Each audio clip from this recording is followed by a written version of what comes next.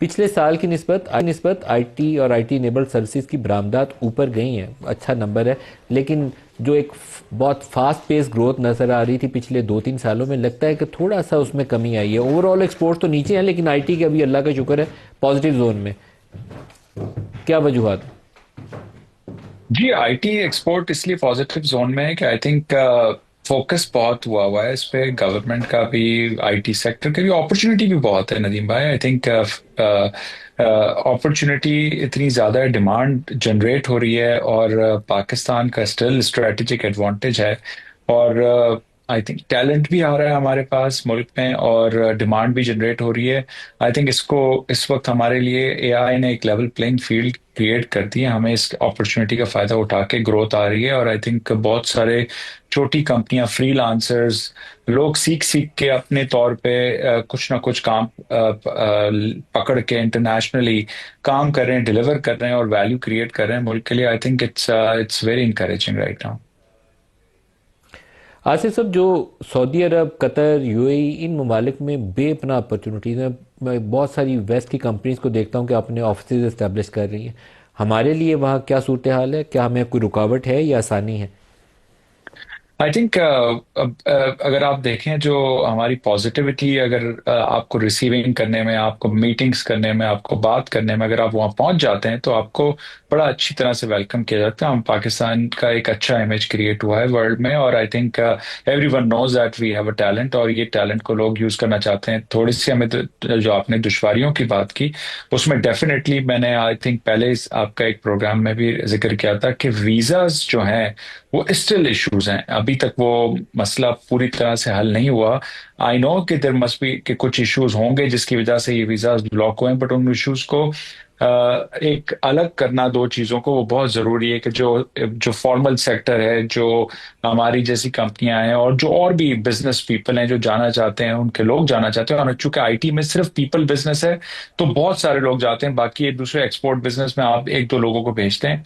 तो ये बहुत जरूरी है कि ये कोई प्रोसेस बनाया जाए, और एक कोई मैकेनिज्म क्रिएट किया जाए ताकि प्रिडिक्टेबिलिटी आए। देखें, आप को अगर प्रिडिक्टेबिलिटी नहीं होगी ना कि ये मुझे वीजा मिलेगा कि नहीं मिलेगा, मैं जा सकूंगा कि नहीं जा सकूंगा, मैं बंदा भेज सकूंगा कि नहीं भेज सकूंगा, मैं इवेंट्स अटेंड कर सकूंगा, जब ये अनप्रिडिक्टेबिलिटी आती है ना, तो फिर आप अच्छे डिसीजंस नहीं ले सकते, फिर आप अपने कॉन्फिडेंस के साथ कस्टमर को सेल नहीं कर सकते।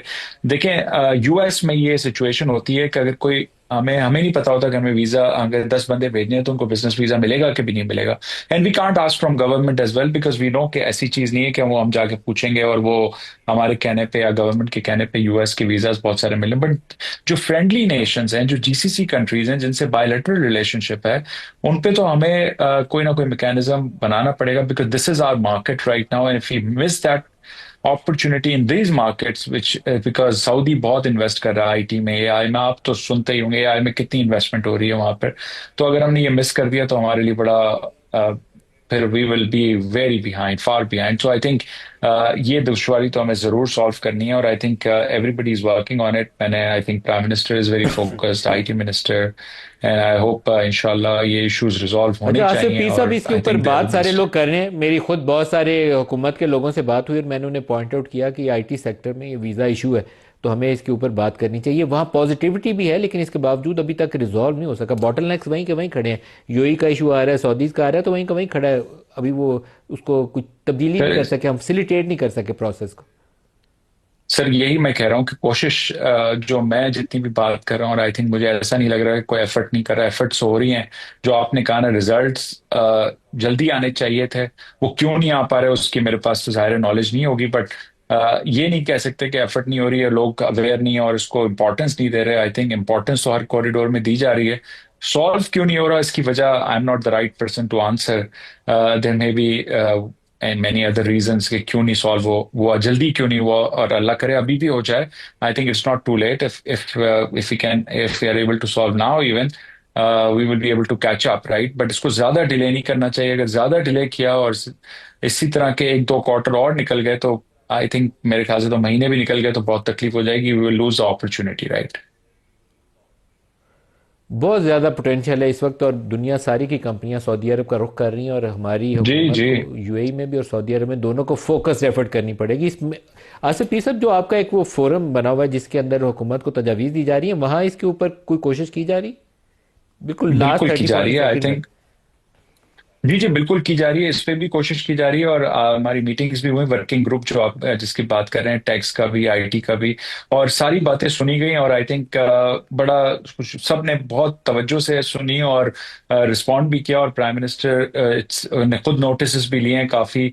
एंड चीजें आगे बढ़ रही हैं और मुझे पूरी उम्मीद है कि जो जो भी इंडस्ट्री के इश्यूज हैं, जिस जिस तरह के भी हैं, एटलीस्ट जो जहां तक फैसिलिटेशन हो सकती है गवर्नमेंट ने करना है। क्योंकि आईटी एक्सपोर्ट तो बढ़ानी है, इसमें कोई दो राय तो है नहीं कि आईटी एक्सपोर्ट नहीं बढ़नी चाहिए, और बढ़ेंगी।